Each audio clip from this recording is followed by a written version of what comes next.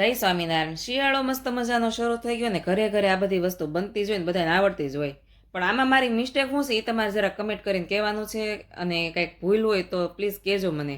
તો સૌ પ્રથમ ખજૂર હતો આવી ગયો હતો. આ તો મારું હતું નહીં, મારી બેન માટે હતું, કારણ કે એને આવડતો નહોતો એટલે આવી હતી.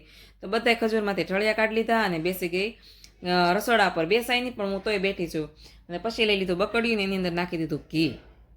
અને પછી આપણું જે મહેનત હતી ને ઠળિયા કાઢવાની એ વહી ગઈ મહેનત સીધી બકડિયામાં.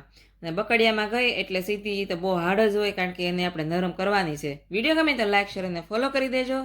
અને યુટ્યુબમાં ક્યાંક આડી આવું તો જરા સબસ્ક્રાઈબ પણ કરી દેજો. અને સુરતથી છો તો મારા રેસ્ટોરન્ટ એકવાર આવીને વિઝિટ પણ કરી લેજો. અને વિઝિટ કરવા આવો તો સાંજે વાળું પણ કરતા જાજો.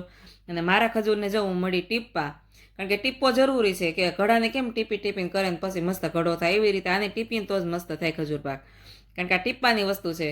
તો જો જેટલો ટીપાશે ને એટલો જ ખજૂર પાક સારો થશે, એવું હું માનું. તો જો મારો ટીપાઈ ગયેલો ખજૂર જો કેટલો મસ્ત મજાનો એકદમ નરમ થઈ ગયો છે.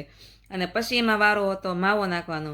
તો 2 કિલા સામે અમે 500 ગ્રામ માવો નાખ્યો. આમ તો 250 જ હોય, પણ આ મારા બેન છે ને દોડાયા, મને કે મારે તો ભાઈ 500 જ નાખો. મેં ભાઈ 500 માવો નાખીને તારા ઘરનાને ખવડાય. તો પ્લીઝ આમાં કાંઈ મિસ્ટેક લાગ્યું હોય તો મને જરા કહી દેજો. અને મેં કાજુ બદામ નથી નાખતા એટલે એ કમેન્ટ એક નહીં કરતા કાજુ બદામ કેમ નથી નાખ્યા. તો અમે કાજુ બદામની જગ્યાએ નાખીએ છીએ બિસ્કિટનો ભૂકો. તો મારો માવો હતો ને મસ્ત મજાનો જો એકદમ મિક્સ થઈ ગયો છે, અને ક્યાંય લમ્સ નથી રહ્યા, અને મસ્ત મજાનો શેકાઈ પણ ગયો છે અંદર ને અંદર. ને પછી વારો હતો બિસ્કિટનો, તો એનો પણ ભૂકો કરી લીધો. ને મેરીગોલ્ડ બિસ્કિટ લીધા છે. આમાં બીજા બિસ્કિટ નખાય કે નહીં જરા કમેન્ટ કરી દેજો. અને પછી એના બધા વાલી લીધા રોલ, કારણ કે આપણે ગોળી કરવામાં સરળતા રહી ને સરખી થાય ને એટલા માટે. તો તમે કઈ રીતે કરો જરા કમેન્ટ કરી દેજો. અમે આખા બિસ્કિટમાં લગાવી નથી કરતા, બસ આવી રીતે જ કરી ફટાફટ પતે ને એટલે.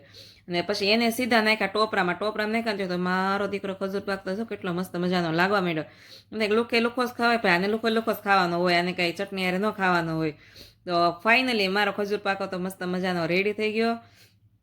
અને ડબ્બામાં ભરીને બેનને ઘેરે લઈ જાય એવો પણ રેડી થઈ ગયો. તો અમે તો ભાઈ ખાવાની મોજ માણી. તમે માણી કે નહીં? જય સ્વામિનારાયણ.